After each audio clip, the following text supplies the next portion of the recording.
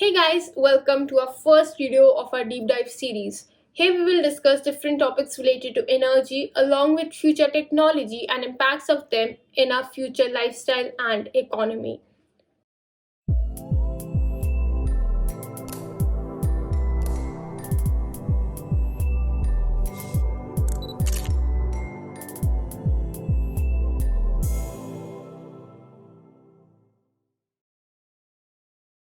India is going through a major power crisis in the past couple of weeks. In early October, the country was shook by the prospect of a sudden major power crisis.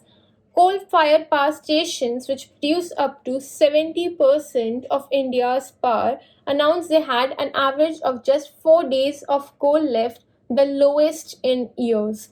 As recently as August this year, these power plants had reported having 13 days of stock. With stocks reduced to almost nothing, many states, including Delhi, Punjab, and Rajasthan, warned of potential blackouts. According to media reports, Rajasthan, Punjab, and Bihar have already resorted to load shedding. The centre has also stepped in, channeling the output of Coal India Limited (CIL) to power plants. Despite this, there has been a widespread of concern that the current situation could balloon into a full-fledged energy crisis. In the midst of all the crisis, the Indian electricity supply chain needs to be reimagined. They need to rethink how we produce, distribute, and consume electricity. But how did we come across this crisis? One reason being cited is the uptick in the economic activity as India's economy picked up after a deadly second wave of COVID-19. Demand for power rose sharply.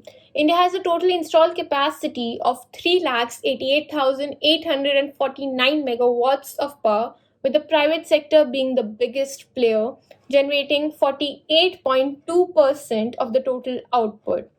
The central and state sectors produce 25.2% and 26.6% respectively. Second reason is that the power consumption in the last 2 months alone jumped by almost 17% compared to the same period in 2019. Third reason is that at the same time the global coal prices increased by 40% and India's imports fell to a 2-year low.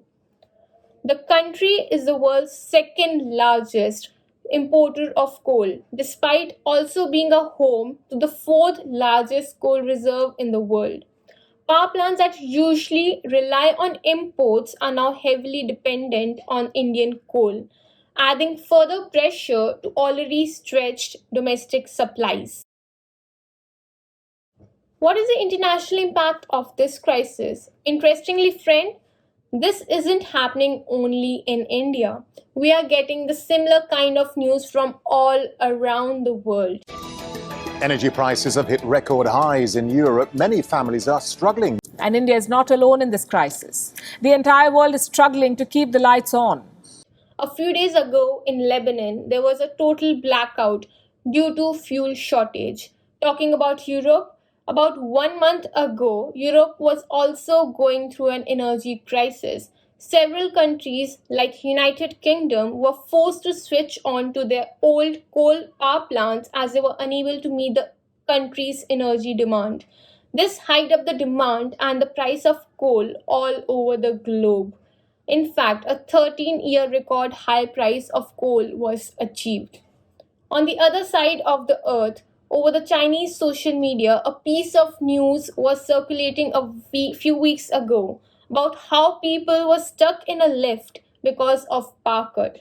Some people were not even getting proper drinking water supply. In many schools and homes, people had to face power cuts and many factories had to completely shut. Major states in India are having scheduled power cut. India's power shortfall in the first 7 days of October was over 21 times the deficit in the same period last year and more than 4 times that in 2019. Jharkhand recorded a power deficit of 18 to 24%, while power supply to Bihar and Rajasthan was between 6 to 17%, below requirements, the POSO-CO data revealed. India's southern state of Kerala and Andhra Pradesh has asked its citizens to restrict the use of electrical appliances like the grinder and AC after sunset in order to conserve electricity. So, what's the solution for this energy crisis? There is never an easy solution for this scale and complexity of the problem. But, however, our scientists and engineers develop technologies over decades of research and development which can help us navigate through such crises. A push towards the use of renewable energy by the Western countries has had this domino effect not only in India's but even in China's power sector. With a thriving renewable energy sector in India, the total installed renewable energy capacity has gradually increased year on year. Inclusive policy decisions taken by the government have also resulted in a significant amount of investments pouring into the clean energy market in the country. This has proved to be India's watershed movement in combating the climate crisis and ensuring that the state is on its track to meet its environmental goals that had been decided in the previous summits. But can we have 100% renewable energy? That's an interesting topic for another deep dive. Let me know down in the comment sections below if you want to hear about it. The good news is that for some years now, India has taken giant leaps, especially towards solar energy.